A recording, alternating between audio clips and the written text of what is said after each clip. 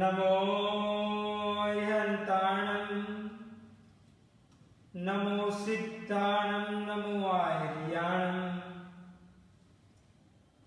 नमो वज्रायाणं नमो लोये सप्तसाहुणम् एषो पञ्चनमुक्कारो सर्वपापप्रणाशनो मङ्गलानं च सर्वेशे परमं हवै मङ्गलम् मङ्गलं भगवान् वीरो मङ्गलं गौतम प्रभु मङ्गलं स्थूलिभद्राद्या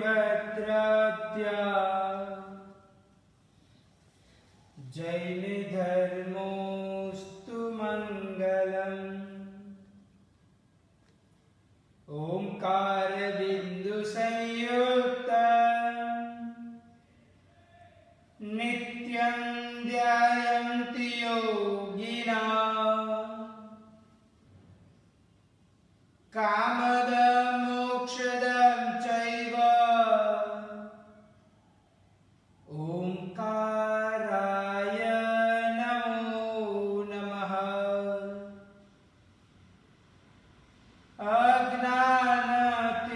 अज्ञानतिमिरान्धनं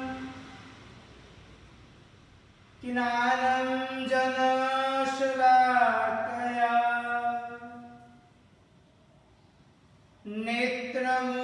नेत्रमुन्मीलितं ज्ञेया तस्मै श्रीगुरुवे नमः। तस्मै श्रीगुरुवे नमः।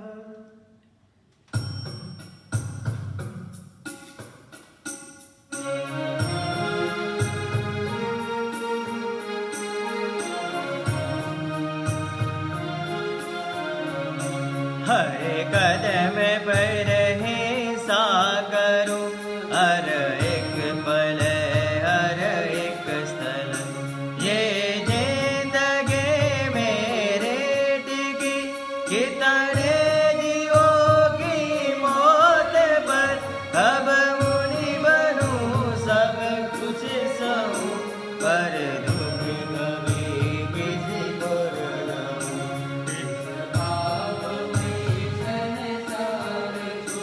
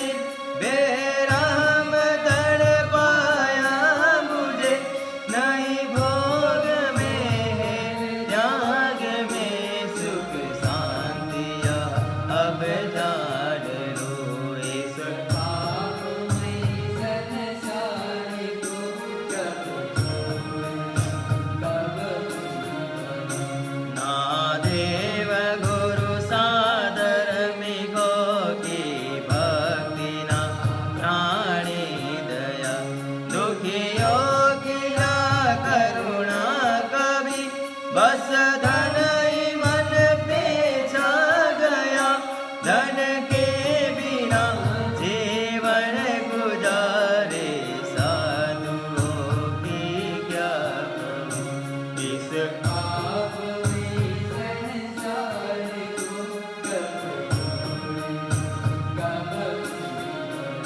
सुख सफलता में है तू दोषी, देव गुरु आशीष ही है। पर सत्य यह समझा नहीं, करता रहा बस क्रोध में। करुणा जरण ऐसा बहा दो, कुछ भी हो शीतल रहूं। इस पाप में संसार को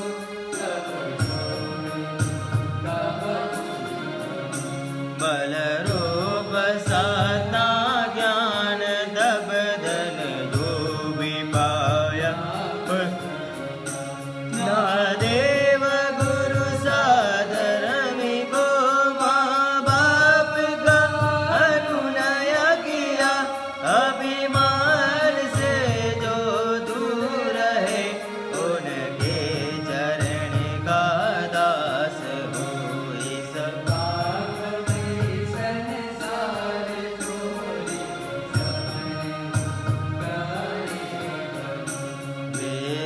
विश्वासघात अनिति माया, कपट दंभ अन्याय से ठगता रहा हूँ जगत को। बेफिकर बड़ी मौज से लगता हूँ ये खुद को ही मैं, समझा मुझे अरूप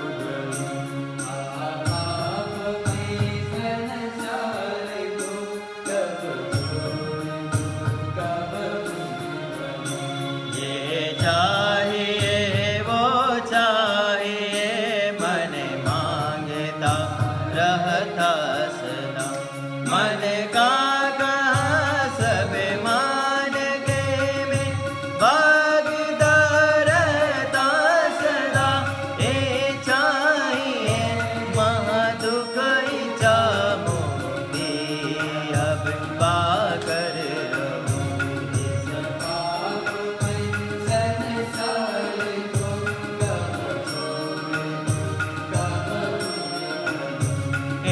क्षणिक तन तन स्वजन से कर प्यार पछताया। पाने परम सुख आज तेरे द्वार पर आया हूँ मैं। शाश्वत सुखों का दान दूँ, अब प्यार बस तुझसे करूँ।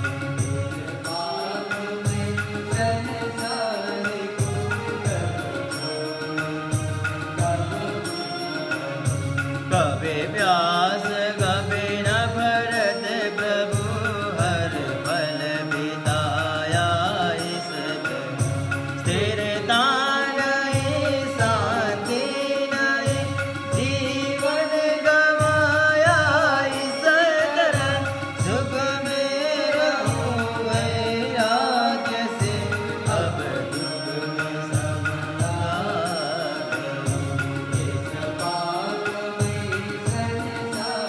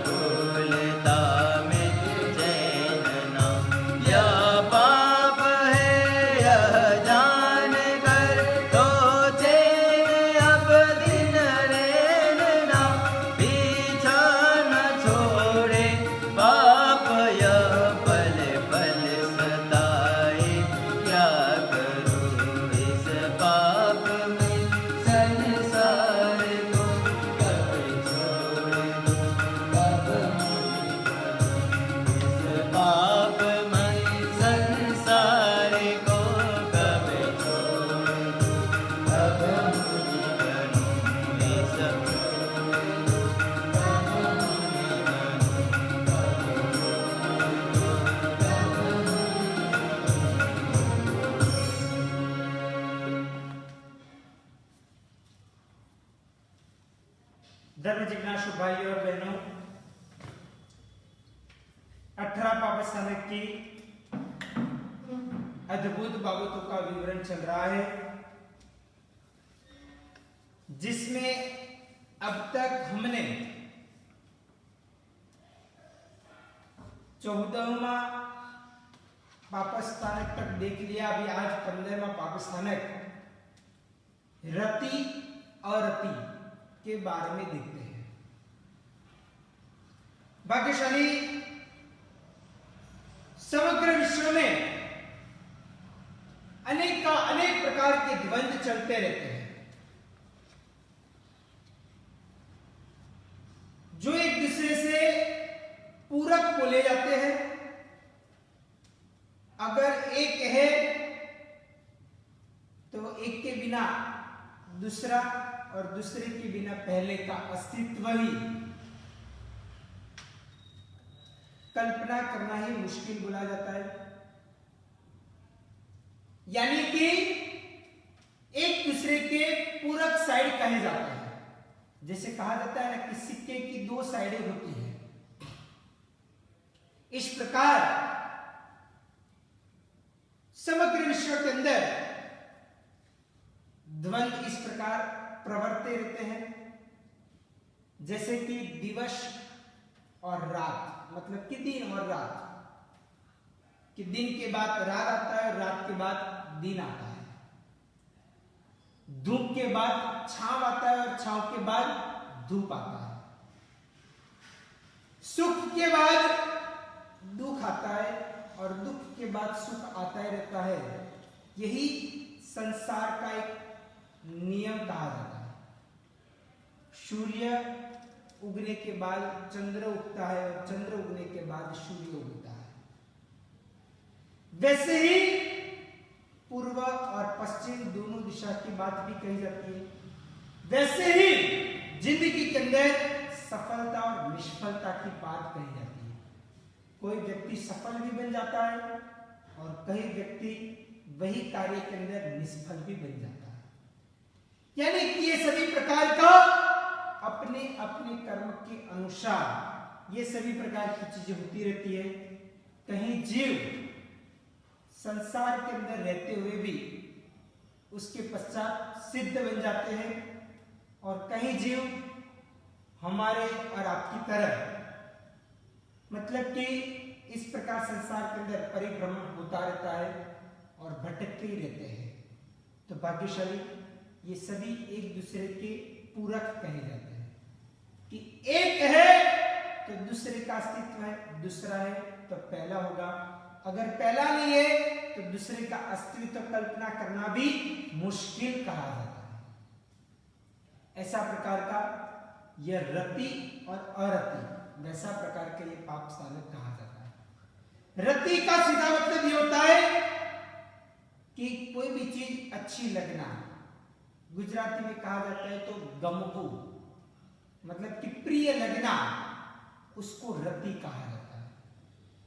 अरति का मतलब होता है कि कोई भी चीज नहीं अच्छी लगना, या तो फिर वो प्रिय नहीं परंतु अप्रिय लगना, एक प्रकार से उससे दूर हटना, तो उससे अरति कहा जाता है। आपको दिखती तरीके से ऐसा लगेगा कि रति और अरति राग और द्वेष के समान ही कहे जाते हैं ना, परंतु दोनों के अंदर छोटी सी भेद रेखा भी रखी गई है। इसलिए तो शास्त्रकार भगवान ने 18 पाप स्थानक के अंदर राग और द्वेष अलग अलग पाप स्थानक आ गए, तो अभी आगे जाते हुए 15वें नंबर के पाप स्थानक के ऊपर रति और अरति रखने का प्रयत्न किया। उसके अंदर थोड़ी बहुत तो भेद रेखा अभी भी होनी ही चाहिए। तो इस प्रकार ये रति और अरति कहा जाता है। और रति और अरति एक प्रकार से आचार, विचार और उच्चार के कारण ही अलग अलग प्रकार की रति और अरति अलग अलग चीजों के प्रति अलग अलग व्यक्तियों के होने का प्रयत्न होता है, और उसके द्वारा ही व्यक्ति अपने जीवन काल में नए नए प्रकार के कर्म बांधने का प्रयत्न करता है।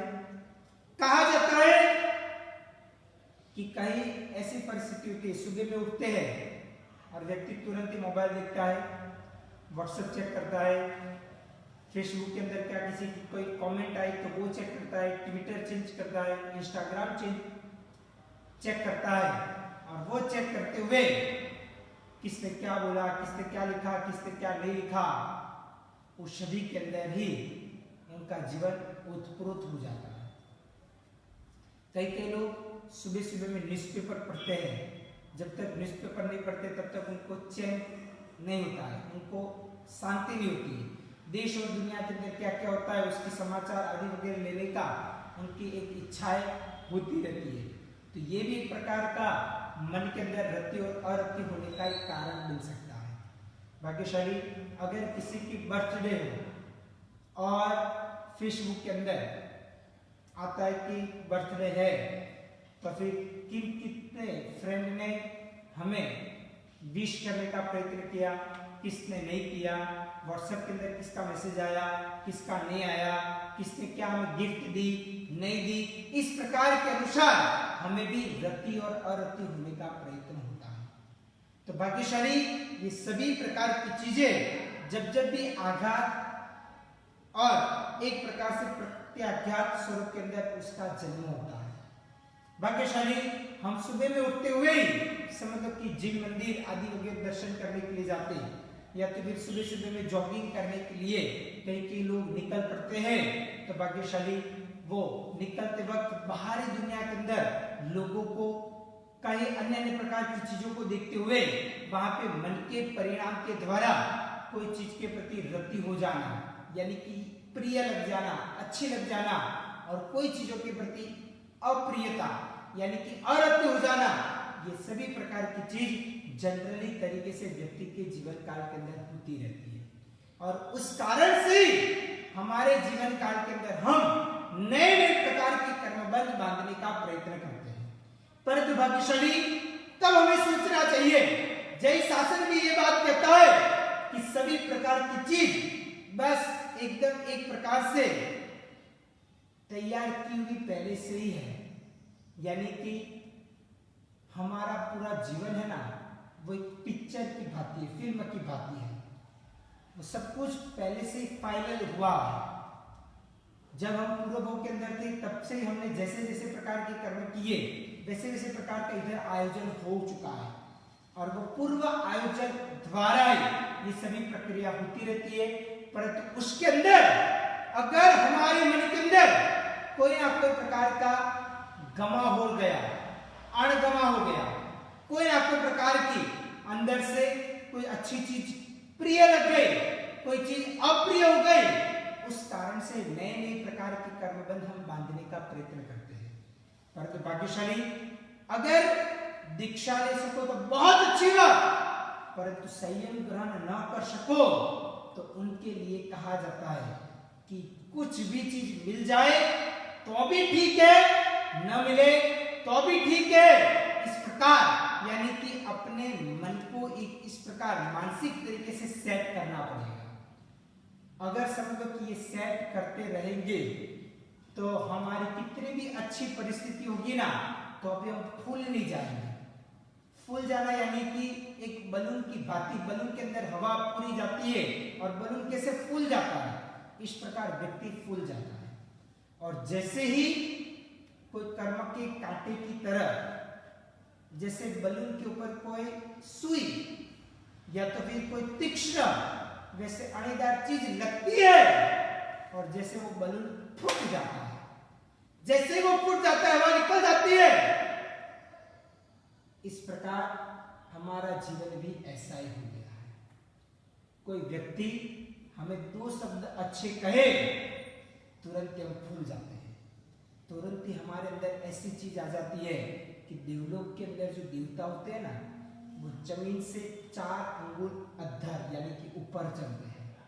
इस प्रकार किसी ने कुछ हमें बोल दिया कि वाह क्या आपने सुकृत किया है, खुद को बनोदना है, अरे आप तो हमारे गांव के भामाशाह दानवीर सेठ हो। इस प्रकार 2 शब्द अच्छे बोल दिए, हम तुरंत फूल जाते हैं, हाँ एकदम गौरव आ जाता है कि बस हम ही सब कुछ है।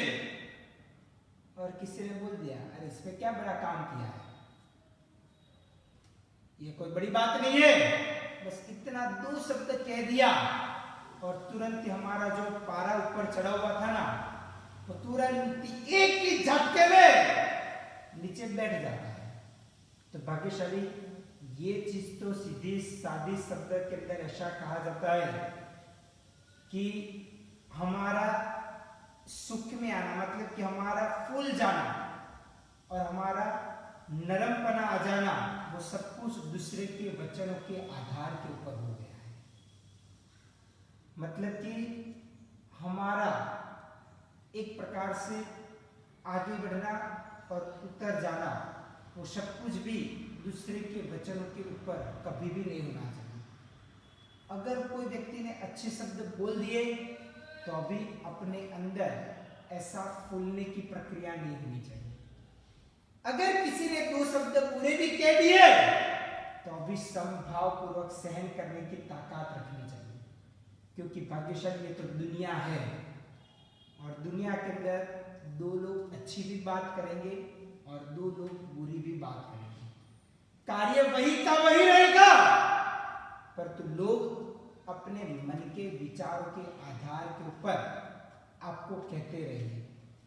उसमें हमें खुद को ही तय करना होगा कि क्या हम सही मार्ग के ऊपर है या गलत मार्ग के ऊपर है।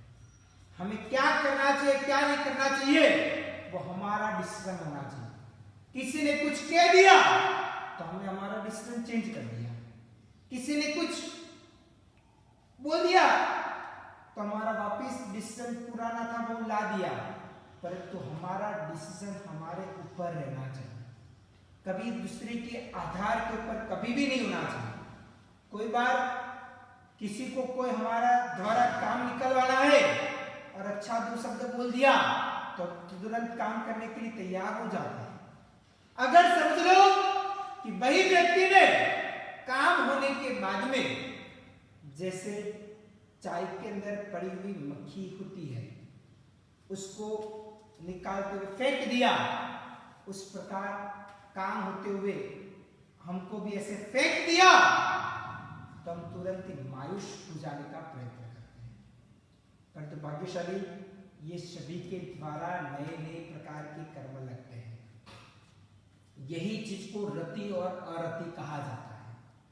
तो भाग्यशाली जैन शासन और प्रभु महावीर के सिद्धांत यही कह रहे कि कभी भी अपने जीवन काल के अंदर हमें शांत पने से स्वीकार करना चाहिए। कोई भी चीज हो उसमें शांतिपूर्वक तरीके से स्वीकार करना चाहिए। जैसे प्रभु महावीर की बात करें, क्योंकि जिनके शासन के अंदर हम रह रहे, वैसे परमात्मा महावीर देव जिस दिन परमात्मा ने दीक्षा ली उसके पहले देखा जाए तो कितने सारे प्रकार के सेवक पानी मांगो और दूध मिलता था। कितने सारे राजा महाराजा उनको नमन करते थे, वंदन करते थे, याद करते थे। दीक्षा के अंदर कितना जाहो चला ली, अनेक प्रकार के देवी देवता है और ये सभी कार्यक्रम रंगारंग तरीके से दीक्षा का कार्यक्रम परिपूर्ण होता है, वरघोड़ा इत्यादि होता है। परंतु जिस दिन प्रभु महावीर ने दीक्षा ली वही दिन से उनके जीवन काल में भंवरे का उपसर्ग आया, गोवाली का उपसर्ग आया, कई सारे जुआन टोले का उपसर्ग आया, कई सारी काम आसक्ति वाली युवतियों का भी उपसर्ग आया, परंतु तो भी परमात्मा समभाव पूर्वक सहन करने लगे, शांतिपूर्वक तरीके से स्वीकार किया। उनके पास देव दृश्य नाम का वस्त्र था, उन्होंने आधा तो दे दिया, वही व्यक्ति बाकी का आधा उनके शरीर के ऊपर से जैसे कांटे के ऊपर गिरा लेके चला गया। तो अभी परमात्मा के मन के विचारों के अंदर थोड़ा सा भी रति या तो अरति नहीं हुआ कि वही व्यक्ति को मैंने आधा वस्त्र तो ऑलरेडी दे दिया था, और उसको इतना समझ में नहीं आता है कि मेरे पास अभी सिर्फ आधा ही पड़ा हुआ है वस्त्र, तो भी वो लेने के लिए आ गया, बिल्कुल वही भाव नहीं आए, तो भी सहन किया, कोई बात नहीं। और भाग्यशाली एक ही रात्रि के अंदर संगम के द्वारा 20-30 महाउत्सर्ग हुए, तो भी परमात्मा ने समभाव पूर्वक सहन किया कि किया हुआ ही मैं भोग रहा हूं, नया मैं नहीं भोग रहा हूं, मैंने जो पूर्व भोग के अंदर किया हुआ है, इधर बैलेंस तो क्लियर करना पड़ेगा। जब तक ये क्लियर नहीं करूंगा तब तक ये कर्म मेरा पीछा नहीं छोड़ेगा, और जब तक ये पीछा नहीं छूटेगा तब तक केवल ज्ञान नहीं आ पाएगा। जब तक मैंने बांधे हुए तब तक ही मुझे भोगना है, परंतु ये कर्म उदय में जो आए हैं, यदि मैं संभाव पूर्वक सहन कर लूंगा तो नए प्रकार की कर्म की परंपरा नहीं बढ़ेगी। अगर मैंने मम्मी पापा, नाना नानी, दादा दादी, इन व्यक्तियों को याद कर दिया, शरीर के अंदर हो हा मचा दिया, या तो फिर सामने वाला जो देवता हो, गोवालिया हो, बमरे हो, उनके सामने प्रतिकार यदि किया तो ये पाप की परंपरा आगे बढ़ती रहेगी। मुझे नए नए प्रकार के भाव परिभ्रमण करना पड़ेगा। इससे अच्छा शांत पूर्वक तरीके से बैठते हुए जो बांधे हुए हैं, और वो भी जितनी मात्रा के अंदर बांधे उतना ही भोगना है, उससे अधिक तो आने वाला भी नहीं है, तो भाग्यशाली समभाव पूर्वक शयन कर लेना वही उचित बुला जाता है। तो भाग्यशाली हमें भी अपने जीवन काल में, चाहे बाहरी दुनिया के अंदर घूमते हैं, चाहे आप सभी लोग संसार के अंदर भी बैठे हो, अच्छे अच्छे मकान, अच्छे अच्छे फर्नीचर, अच्छे अच्छे प्रकार की गाड़ियां, ये सब कुछ होने के पश्चात भी वो वापरने की मना नहीं है। धर्म कहता है ये सब कुछ आपके पुण्य के प्रताप के कारण आपको मिला है, वापरने का कोई मना नहीं होता है, पर तो उसके प्रति रति नहीं हो जाना चाहिए। ये चीज शायद आपसे चली गई तो आपको मन के अंतर जो तरंग वो ऊपर नीचे हो जाते हैं, मन मायूस बन जाता है, जो वो बलून फूला हुआ है वो फट जाता है, वैसा हमारा जीवन नहीं होना चाहिए। हमें अपने जीवन काल में एक प्रकार से समझना चाहिए कि आज जो परिस्थिति है वो भी चेंज हो सकती है, चाहे वो सुख की हो चाहे वो दुख की। ये चीज यदि हमने अपने जीवन काल के अंदर जीवन मंत्र बना दिया, अभी समझो कि सुख की परिस्थिति है, पर ये सुख भी कहीं ना कहीं जाने वाला ही है, कायम कोई भी चीज टिकती नहीं है। ऐसा समझ के आप चलोगे ना तो भविष्य के अंदर दुख आएगा ना, तो मेंटली आप प्रिपेयर रहोगे। आपके मन के अंदर रहेगा कि पहले से ही मैंने तो ये सोच लिया, जब सुखी था, जब करोड़ाधिपति था, तभी भी सोच लिया था कि करोड़पति में से कभी भी निकल सकता है और करोड़पति भी हो सकता हूं मैं। यदि भाग्यशाली मेंटली तरीके से ऐसे आप तैयार हो गए तो करोड़पति होते हुए भी दुख की परिस्थिति आना आपके जीवन काल के अंदर मुश्किल बोला जाएगा, यानी कि दुख नहीं आ सकता है मानसिक तरीके से। और यदि आप दुखी अवस्था के अंदर है तो वो समय काल के अंदर भी मन को मजबूत रखने के लिए हमें याद रखना चाहिए कि दुख की परिस्थिति भी लंबे समय तक टिकने वाली नहीं है, दुख के बाद सुख पक्का आने वाला ही है। तो इसलिए संभाव पूर्वक तरीके से सहन करो, जितना सहन करोगे तो आगे उतना भोगना नहीं पड़ेगा, उतना कम सहन करना पड़ेगा। अभी अच्छी परिस्थिति है, कल जाते हुए मानसिक शारीरिक कोई भी प्रकार की तकलीफ आ गई, फिर कब सहन करेंगे? इससे अच्छा अभी सहन करते रहो, करते रहो, करते रहो, करते रहो, और जो भी होता है ना अच्छे के लिए ही होता है। बस इस प्रकार अपने जीवन काल में ये जीवन मंत्र अपने जीवन काल के अंदर यदि बना दिया तो याद रखना कि कोई भी परिस्थिति आपका बाल भी टीला नहीं कर सकती। आप आपके जीवन काल के अंदर बहुत अच्छी प्रकार के मस्ती के अंदर कैसी भी परिस्थिति हो, पर तो आपकी प्रसन्नता बरकरार रह सकती है। और इसलिए भाग्यशाली बाहर की सामग्री है ना, बाहर की संपत्ति है, साधन है, वो कोई किसी के वहां कायमी टिके हुए रहने वाले नहीं है। वो आज है तो कल चले भी जाएंगे, आज नहीं है तो कल वापिस भी आ सकते हैं। ये सभी प्रकार की चीज बन सकती है। तो बस अपने जीवन काल में ये रति और अरति नाम के पापों से मुक्त बनने का प्रयत्न करो। यही शुभ अभिलाषा वितरा की आज्ञा विरुद्ध कुछ भी बुलाओ तो मिच्छामि दुक्कडम। आगे भी कल यही रति और अरति पापस्थानक के बारे में अधिक कुछ देखने का प्रयत्न करेंगे। सर्वमंगल्य मांगल्यम सर्वकल्याण कारणम प्रदानम सर्वधर्माणां जैनं जयति शासनम्।